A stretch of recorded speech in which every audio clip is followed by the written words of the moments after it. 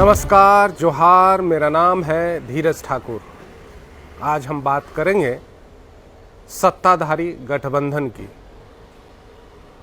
जी हां, सत्ताधारी गठबंधन में पिछले 2 दिनों से बहुत कुछ हो रहा है। आपको पता है, राज्यसभा चुनाव के नतीजे आए, उसमें एक उम्मीदवार जेएमएम के बैद्यनाथ राम, उन्होंने जीत हासिल की और दूसरे उम्मीदवार निर्दलीय जो बीजेपी के तरफ से उम्मीदवार थे, जिसको बीजेपी ने समर्थन दिया था, वो जीत हासिल किए। अब जब से नतीजे आए और जैसे ही कांग्रेस प्रभारी का बयान आया और उन्होंने आरजेडी और माले के ऊपर बयान दिया, निशाना साधा, उसको हार के लिए जिम्मेदार ठहराया, उसके बाद से ही गठबंधन में एक दूसरे के खिलाफ, जेएमएम को छोड़ दें आप, जेएमएम इसमें शामिल नहीं है, गठबंधन में का नेतृत्व जेएमएम भी कर रही है, लेकिन इन तू मैं का हिस्सा जेएमएम नहीं है। उनके उम्मीदवार जीत गए, वो चुपचाप हैं।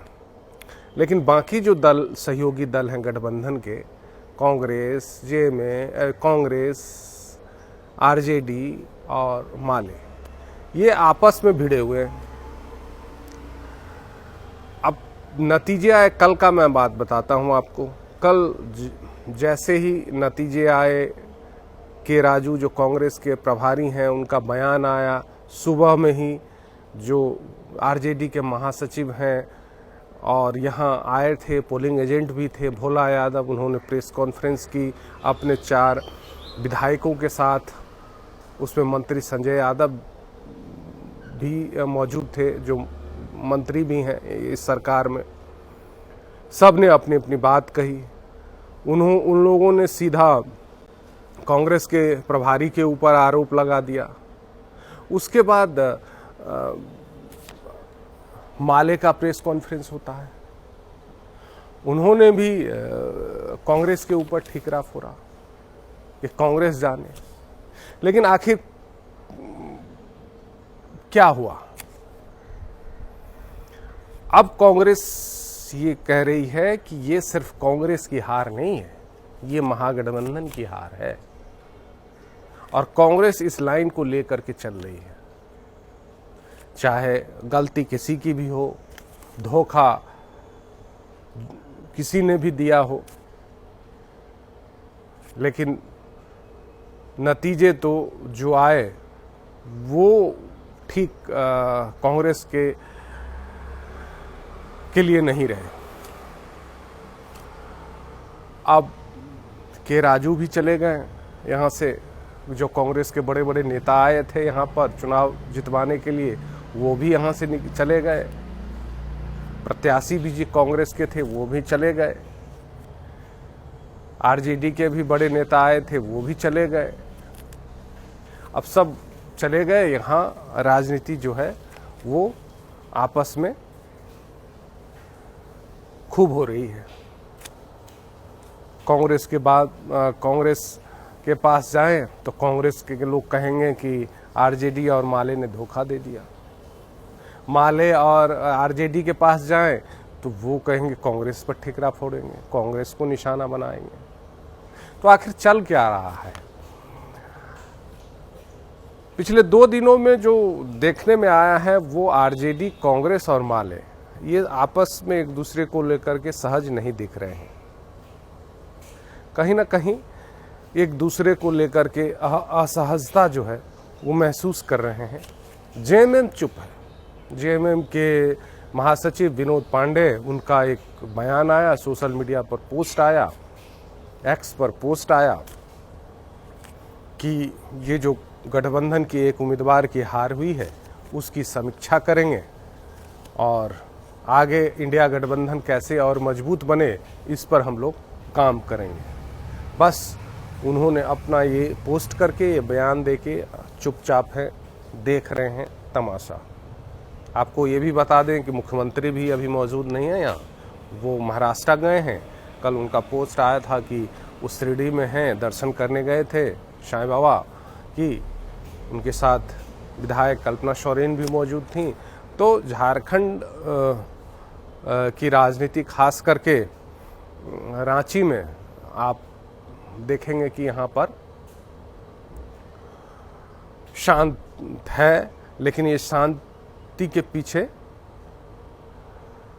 बहुत कुछ ठीक नहीं चल रहा है। वो वैसे उधर आपको बता दें कि बीजेपी अपना जीत का जश्न मना रही है। बीजेपी के लोग खुश हैं कि बहुत दिनों के बाद उनको जीत मिली है। विधानसभा या फिर उपचुनाव, इस सब के बाद उनको एक बड़ी जीत मिली है, उसमें वो कामयाब हो गए हैं। तो वो अपना जीत का जश्न मना रहे हैं, कांग्रेस पर चुटकी ले रहे हैं। लेकिन आखिरकार गठबंधन के लोगों को समझना होगा। अच्छा, चुनाव से पहले भी समन्वय नहीं दिख रही थी, न कांग्रेस में, न आरजेडी में, न माले में। कोई समन्वय बहुत ज़्यादा दिखी नहीं। तो ये लग रहा था कि जा रहे होंगे उम्मीदवार, उनके प्रत्याशी, उनके कांग्रेस के नेता वो लग रहे होंगे, लेकिन बहुत ज़्यादा समन्वय नहीं था एक दूसरे को लेकर के। एक दूसरे को कैसे, बहुत ज़्यादा मीटिंग हो रही थी, प्रत्याशी कांग्रेस के जा रहे थे, लेकिन जो एकजुटता की भावना है, एकजुट होकर के, वो सीएम हाउस में ज़रूर दिखाई दिया जब मॉक पोलिंग के लिए बुलाया गया था। लेकिन उसके बाद बहुत ज़्यादा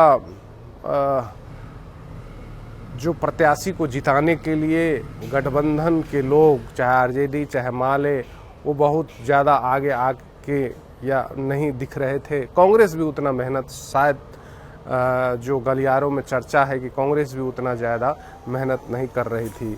सब कुछ हेमंत सोरेन के ऊपर निर्भर था। उन्होंने अपना काम किया, उन्होंने मेहनत की, और साथ में उनके जो वोट हैं वो गए और कांग्रेस प्रत्याशी को मिले, ऐसा दावा है। तो ये सब चल रहा है, लेकिन एक सवाल तो उठ ही रहा है कि आखिर क्या ये हार किसकी मानी जाए, सिर्फ कांग्रेस की या महागठबंधन की? ये एक सवाल है जो आने वाले दिनों में इस सवाल के जवाब मिलेंगे। उम्मीद करते हैं ऐसा कि इस सवाल के जवाब ज़रूर मिलेंगे कि सिर्फ कांग्रेस की ही हार है या महागठबंधन की। कांग्रेस के लोग इस बात को बताने में लगे हैं कि सिर्फ ये कांग्रेस की हार नहीं हुई है, महागठबंधन की हार हुई है। तो इस वीडियो में इतना ही। आगे फिर मिलेंगे, जो कहानियाँ होंगी वो हम बताते रहेंगे आपको और आपके बीच लाते रहेंगे। फिलहाल के लिए नमस्कार, जोहार।